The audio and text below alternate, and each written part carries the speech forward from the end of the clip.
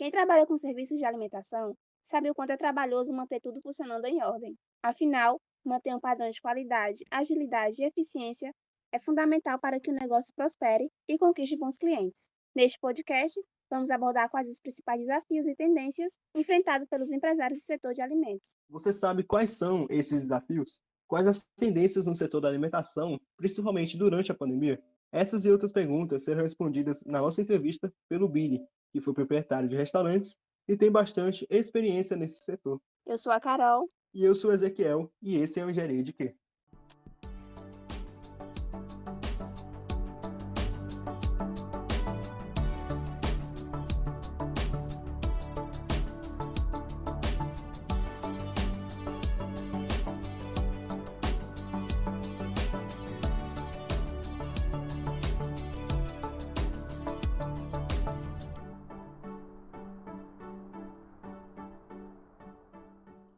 Bem-vindos a mais um podcast do Engenharia de Quê? Hoje quem está conosco é o Billy. Primeiramente, gostaríamos de agradecer pela sua presença e disponibilidade em trocar essa ideia com a gente. Você poderia se apresentar e dizer um pouco da sua experiência com relação ao nosso tema? Bom dia, boa tarde, boa noite para quem for ouvir, dependendo do horário. Carol, Ezequiel, gostaria de agradecer a vocês o convite para gravar esse podcast. É uma honra me apresentar e apresentar um pouco da minha vida para vocês. Vou tentar, nessa conversa que a gente vai ter, explicar um pouco e tentar falar um pouco sobre as dúvidas que vocês têm em relação ao tema, né? São sobre os serviços de alimentação. Como vocês já disseram, meu nome é Billy Ye. Minha família é de Taiwan, né, chinesa, mas eu sou brasileiro, tenho 39 anos. Eu sou estudante da Engenharia de Alimentos na UFC, estou no segundo semestre, estou só um pouquinho na frente de vocês, mas eu já sou formado em hotelaria, em administração hoteleira, pela Faculdade de Senac em São Paulo. Eu me formei em 2004, me mudei para cá em 2005. E desde que eu me mudei para cá, para Fortaleza, sempre morei aqui em Fortaleza, eu sempre trabalhei nos restaurantes, né, da minha família. Minha família sempre trabalhou com restaurantes, é proprietária de alguns restaurantes aqui em Fortaleza. Então, Billy, a gente olhou seu currículo, né, e percebemos que você saiu do restaurante Fogo a Lenha. Aí poderia comentar conosco o motivo de ter saído? Como eu falei para vocês, a minha família é de restaurante. O fogão a lenha já está fazendo aqui, está indo para 26 anos, se eu não me engano. Sempre foi de controle da minha família. Eu trabalhei lá por 4 anos e saí em 2020, um pouquinho antes do começo da pandemia. Acho que foi fevereiro que eu saí. Foi o último dia que eu trabalhei lá. Eu saí porque eu estava querendo buscar um outro negócio para mim. Talvez no ramo eu estava pensando ainda no que eu ia fazer. Eu estava um pouco cansado e foi bem na época que estourou a pandemia que eu saí. Aí eu acabei ficando um pouco engessado, né? Porque eu estava um pouco preocupado em abrir um outro negócio e não dar certo por causa da parada que estava tendo. Aí eu fiquei estudando, né? Fiquei só estudando. Eu fiz o Enem e acabei passando para engenharia de alimentos. Aí resolvi cursar, fazer o curso de engenharia. Interessantíssimo, Billy. Então, eu queria também perguntar uma coisa, que era, poderia nos contar qual foi o principal incentivo para você entrar no ramo da alimentação ao abrir um restaurante? O principal incentivo foi minha família, né? Como falei para vocês, minha família imigrante, né? Migrou de Taiwan para o Brasil há 50 e poucos anos, 56, 57 anos, e sempre trabalhou com restaurante, né? Meu pai era chefe de cozinha, meus outros tios eram todos sempre trabalhavam com restaurantes, né? Sempre com administração de restaurantes, tanto administração como cozinheiros, chefe de cozinhas. Então eu sempre vivi nesse meio de comida, tanto restaurante quanto outros estabelecimentos de alimentação, né. Minha família também já teve, talvez os mais antigos conheçam, né, que era a bala Splum, né, que era uma marca bem conhecida em São Paulo, né, era uma fábrica a primeira bala dietética do Brasil, foi a Splum, então era da minha família. Também nessa parte de alimentos, né, então eu sempre gostei de estar no meio desse meio, esse meio de comida.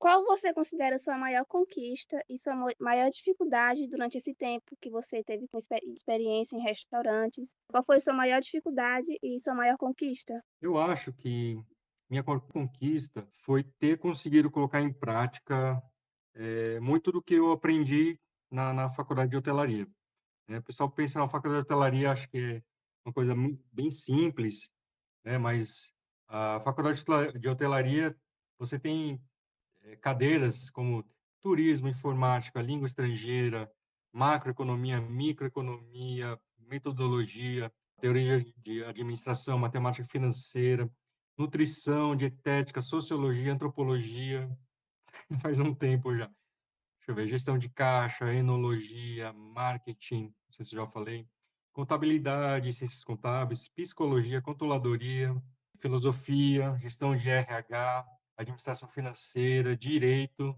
gestão ambiental, gestão de negócios de alimento e bebida. Então, é um curso bem amplo, né? Bem abrangente. Aprendi muito nessa minha graduação e realmente acho que a minha maior conquista foi ter conseguido colocar em prática tudo que eu aprendi, né? Bastante coisa do que eu aprendi eu consegui botar ali para funcionar. E a maior dificuldade em relação a restaurante, eu acho que é a dificuldade que, sim, uma grande maioria dos proprietários e gestores de restaurantes, bares e casas de alimentação tem, que é a gestão de mão de obra. Né? Você lidar com gente é muito difícil, tanto para uma mão de obra mais qualificada, como um cozinheiro, ou uma mão de obra que não precisa de nenhuma qualificação, né? Um lavador de prato, um garçom. É muito difícil, você precisa saber lidar com pessoas. Então, a minha frustração maior foi ter tido muita dificuldade nessa área. Sabemos que um estabelecimento ele vai alcançar sucesso quando os próprios clientes fazem propaganda do local. Assim, quais os pilares de um restaurante ele deve ter para alcançar esse objetivo? É um pouco complicado dizer, né? Cada gestor, cada proprietário, ele trabalha de um jeito diferente, né? Tem proprietários que delegam muito para gerentes de confiança ou funcionários de segundo escalão que não tem tanta confiança, mas tem proprietários que preferem abrir muitos negócios, né, mesmo que não tenha certeza de que 100% do do que ele deseja para ele está voltando, né? E tem proprietários assim, a gente, né, no caso da minha família, sempre foi uma coisa um pouco mais rigorosa, né? A gente fala que o olho do patrão é que engorda o boi. Então, a nossa metodologia está sempre presente, saber em toda a operação, todas as etapas da operação, saber o que está sendo feito em cada setor, né? A gente tem poucos gerentes, mas são gerentes bem competentes e de confiança. Então, como está dizendo, acho que depende, varia muito, né? De cada tipo de estabelecimento e de cada tipo de gestão. Mas, assim, a partir do momento que você consegue gerir bem o negócio, aí aí é tudo, né? Desde a administração até o seu serviço, é muito importante a qualidade do seu serviço e a qualidade da sua comida, né? Se for um restaurante, ou a qualidade dos seus drinks, se for um bar, né? A qualidade, esses três pilares são muito importantes para que os clientes comecem a fazer propaganda boca a boca, né? No caso do restaurante, o Fogão a Lenha, ele hoje já tem 26 anos. Ele foi um dos primeiros restaurantes self-service de Fortaleza. Então, a nossa família que trouxe o conceito de self-service para Fortaleza. Então, hoje, já com 26 anos, assim, não há muito tempo já que nunca foi necessário muita propaganda. Propaganda, assim, paga, né? Digamos, jornal, outdoor, revistas, panfletos, panfletagem. É muito difícil a gente fazer isso, porque a gente conseguiu ganhar a confiança dos nossos clientes através da qualidade da comida, né? Que é muito, né? O restaurante Fogo a Lenha é muito conhecido pela qualidade da sua comida. E o do atendimento também. A gente está sempre, né? Em cima do atendimento dos garçons, dos comins e das pessoas que têm contato direto com o público. Assim, Billy, tu falou agora que é uma curiosidade que apareceu agora. Tu falou que a tua família foi a que trouxe o conceito de self-service para Fortaleza, né? Só que assim, vocês trouxeram de Taiwan ou vocês também aprenderam essa cultura aqui do self-service no Brasil? Porque eu Não, vejo muitos vídeos. É que eu vejo muitos vídeos de pessoas de fora e quando vêm para o Brasil, a coisa mais impressionante que elas acham é esse fato de poder ir pro restaurante e comer o que quiser e pagar uma taxa, entendeu? O self-service para ele não é comum. realmente fora do Brasil não é um sistema muito comum que você vê, até por conta da legislação sanitária de cada país, né, que não permite que o alimento fique exposto por muito tempo. Eu vou falar disso um pouquinho mais para frente, né, da importância do engenheiro de alimento ou de um nutricionista para essa gestão. Mas não é muito comum mesmo. Minha família não trouxe, não foi de fora, assim. A gente está em Fortaleza há 26 anos, né, minha família, mas antes disso já moramos em São Paulo, em Minas Gerais, no Rio de Janeiro. Então, a gente trouxe um pouquinho desses locais. Vocês também não devem conhecer, né? Quem é mais velho deve conhecer os dois restaurantes que eu geri, né? Que eram da minha gestão, que era o Wasabi e o Banchá. Vou começar pelo Banchá, que ele é mais antigo. Hoje, esses dois restaurantes já foram vendidos, né? Eu não estou mais com eles, né? Porque também estava um pouco cansado, eu vendi, né? Tinha pessoas interessadas, eu vendi.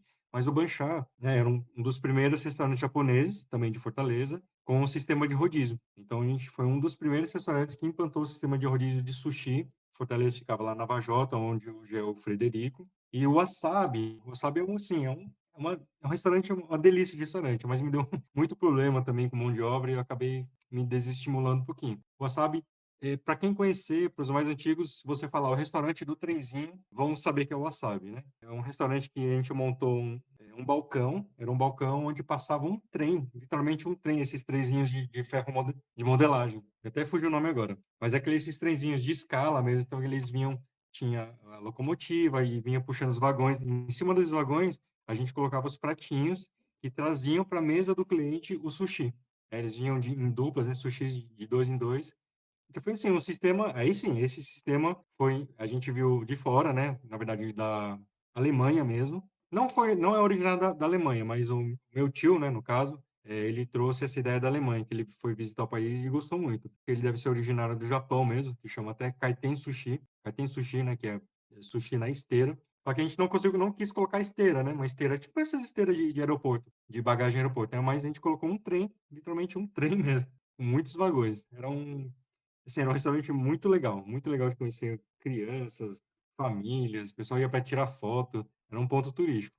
Assim, né, um restaurante a comer é uma experiência geral, você vai comer, você tem que comer com os olhos, sentir, então, todo esse processo que vocês aplicaram no restaurante é interessante, chama a atenção para clientes mesmo, muito interessante.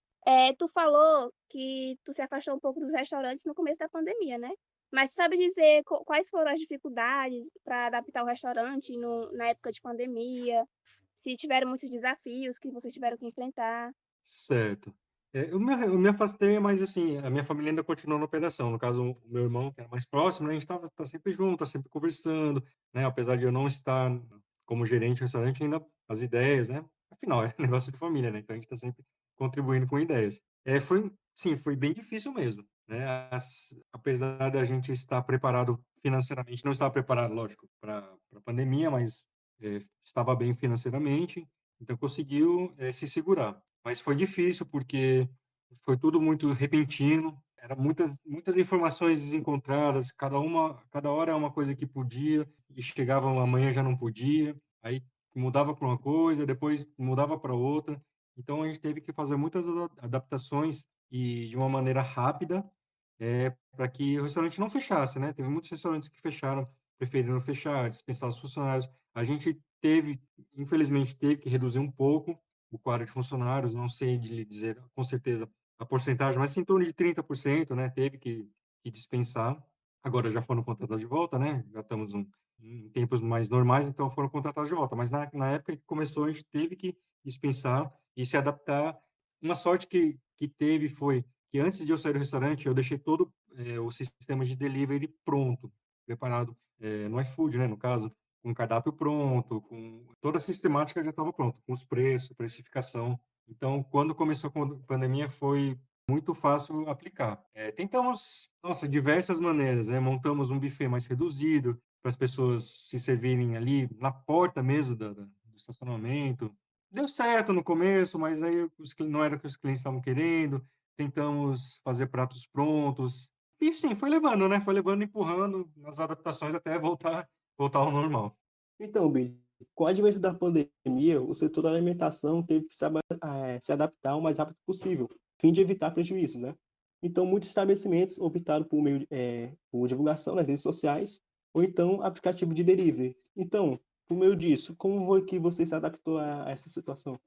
Como eu já tinha falado, né? A gente começou a utilizar um sistema de delivery, de entrega, no caso pelo iFood, né? Que é o mais conhecido. E ao mesmo tempo, começamos a ser mais intensos na utilização das redes sociais, né? Instagram, Facebook. Mas hoje em dia, com mais fotos, né?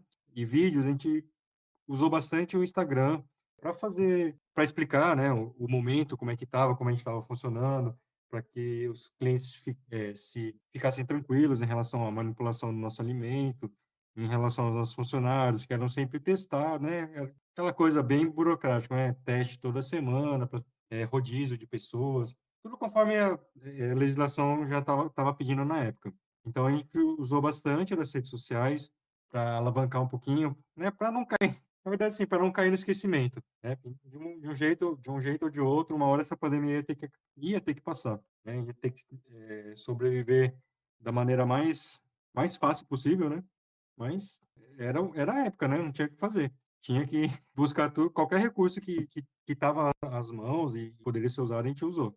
Os próprios clientes corresponderam, tinha muito cliente que perguntava como é que estava, quando ia voltar, qual era o cardápio do dia, quais eram os pratos que estavam sendo servidos. Então, teve um engajamento muito bom, né? Teve um retorno até, assim, melhor do que a gente estava esperando, porque a gente não era acostumado, né? Como eu estava falando para você, como os próprios clientes que faziam a nossa boca a boca, a gente não era muito acostumado a fazer propaganda, né? Não tinha, na verdade, não tinha necessidade de fazer propaganda. Lógico, poderia crescer a propaganda, mas a gente, sim, era uma coisa que deixava em segundo plano, né? De vez em quando usava o Instagram, de vez em quando postava uma outra foto, mas aí intensificou um pouquinho na época da pandemia. E teve um retorno bem interessante, né? Gostamos bastante. E aí mantemos, né?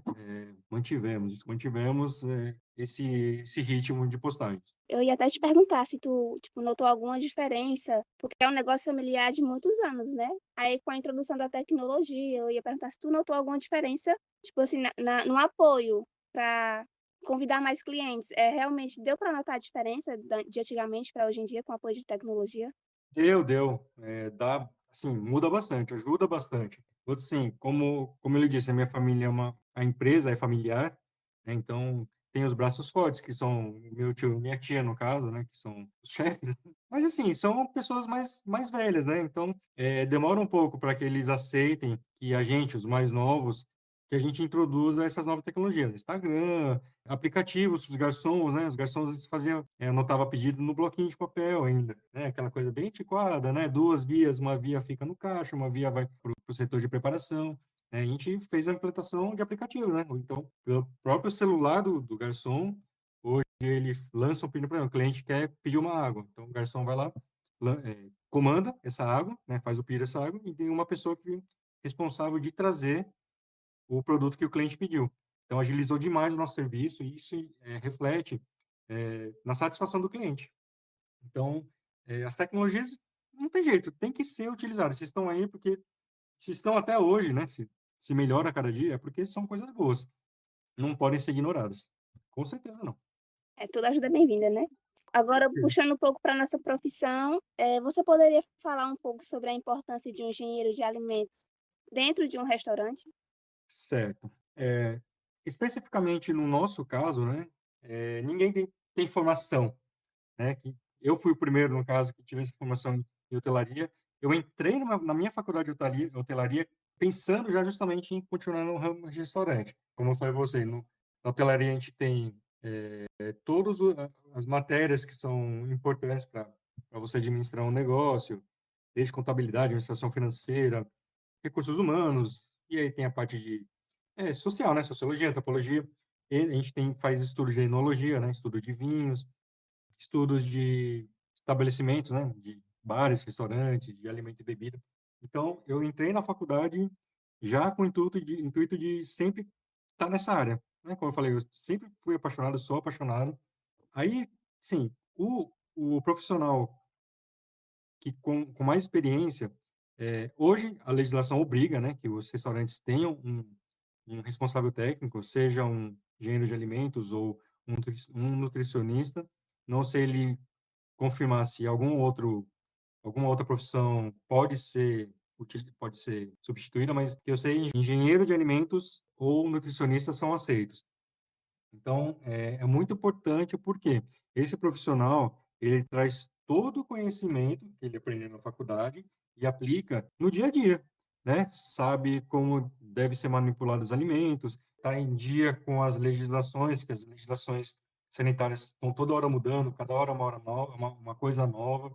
Por exemplo, para um restaurante manipular sushi, hoje, ele tem que ter um ambiente separado, né? Ele não pode ser manipulado junto com, por exemplo, a gente no restaurante tinha um setor que era sushi e saladas, ficava tudo no mesmo espaço, né? Divididos assim, fisicamente por uma bancada, né? Mas assim, ainda assim dentro do mesmo espaço.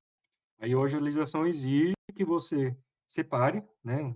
Não pode ser mais no mesmo lugar, tem que ter uma separação, uma barreira física.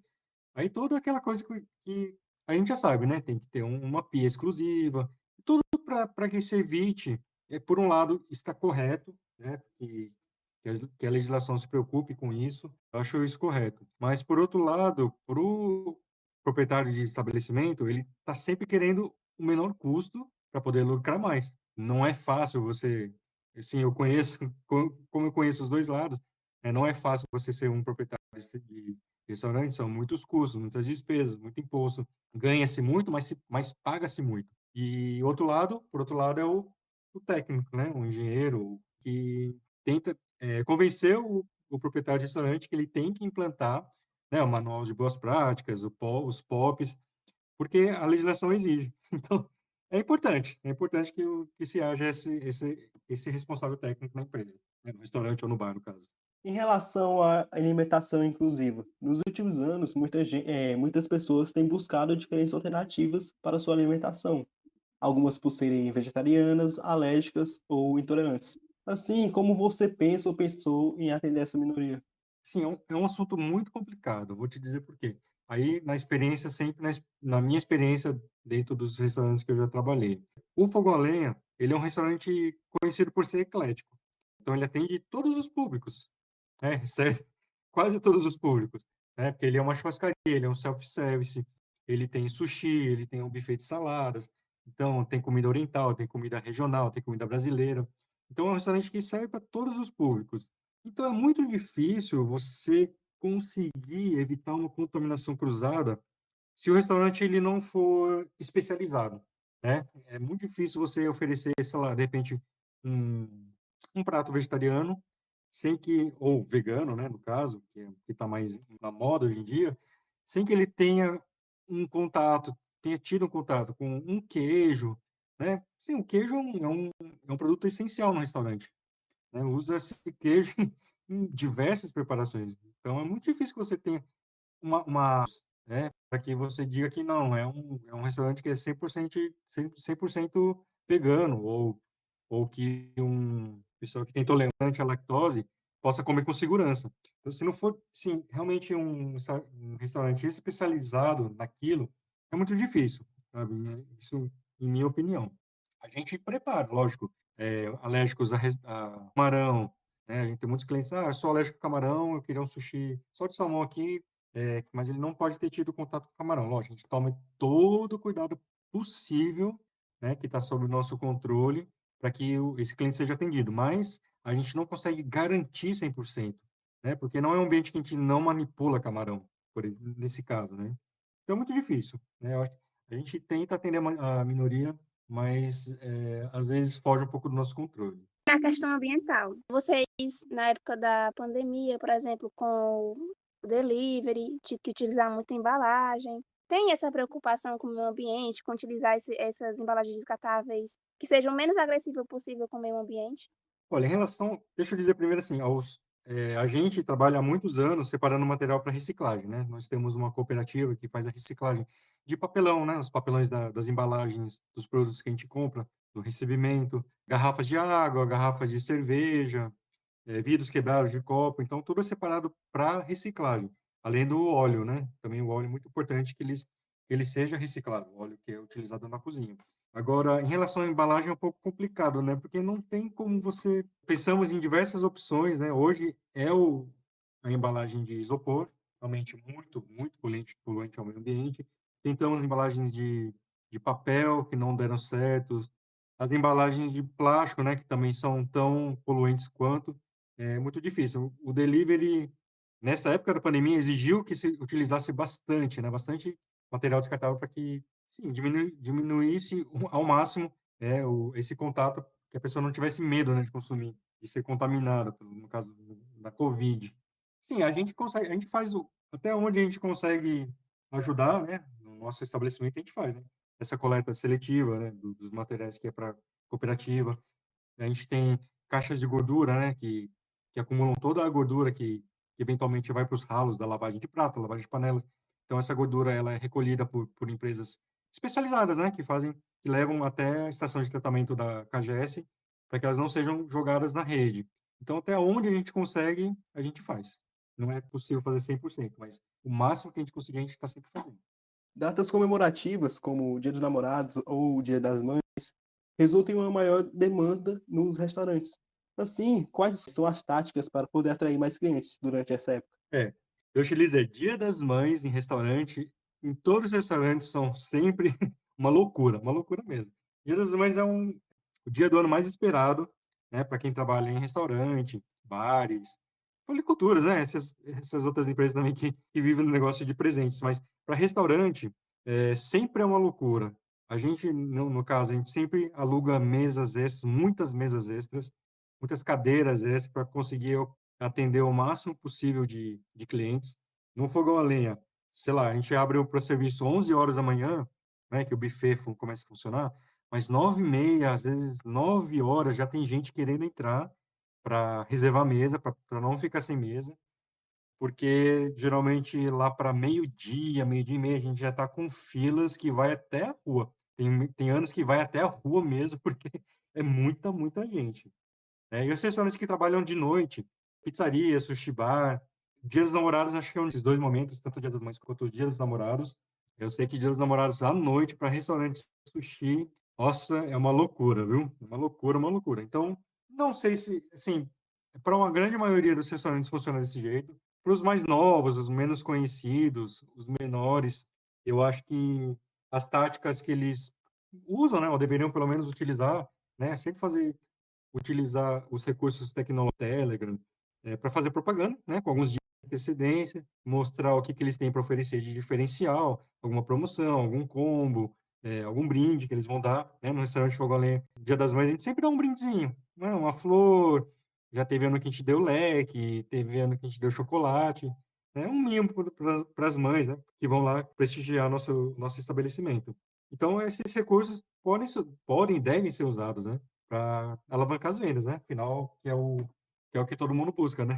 Dinheiro, lucro, né? Lucratividade. Então, quanto mais conseguir atender, quanto mais satisfazer o seu público, né? É melhor para o estabelecimento. No caso, a demanda é tão grande que as táticas assim nem precisam ser mirabolantes, né? Porque o cliente vai ter nessas datas, querendo ou não. Precisa ser mirabolante, né? Imagina você tá no restaurante, você recebeu uma rosa, né? Sua mãe recebe uma rosa, sua mãe recebe um bombom. Não se gastou quase nada, mas assim, significou muito para o cliente. Então, são essas experiências extraordinárias, diferentes, que faz diferença, né? Que faz diferença para aquele cliente. Ano que vem ele vai voltar, com certeza ele vai voltar. Bom, antes de encerrar essa entrevista, com relação a essa etapa que você está vivendo agora, estudando engenharia de alimentos, você tem algum sonho ou meta que você deseja realizar? Sonho, muito difícil, né?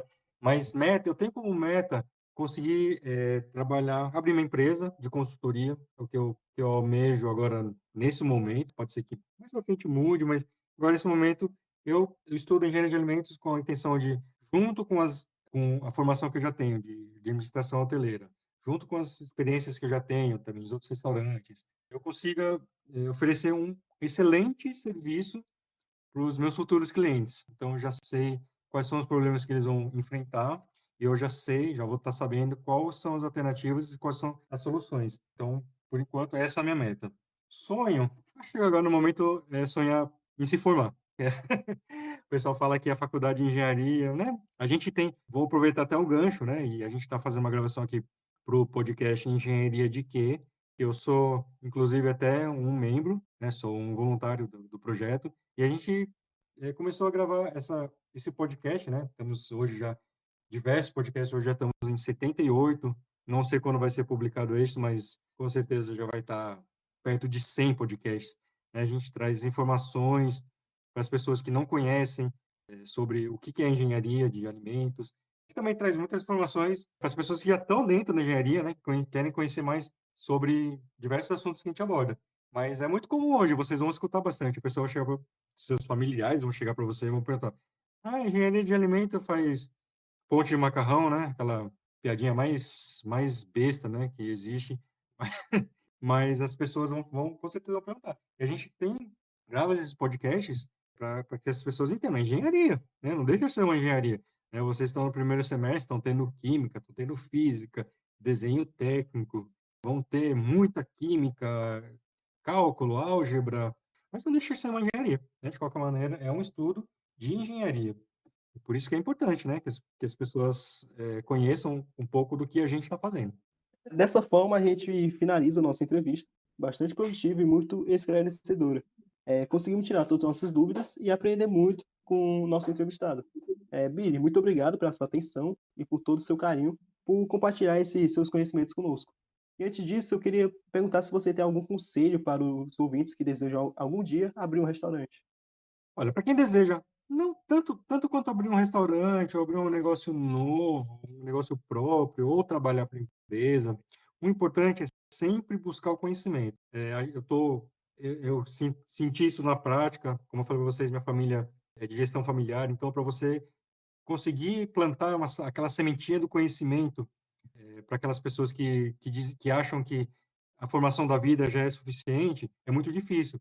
Então, busquem sempre o conhecimento e busquem maneiras de saber aplicar esse conhecimento bem aplicado.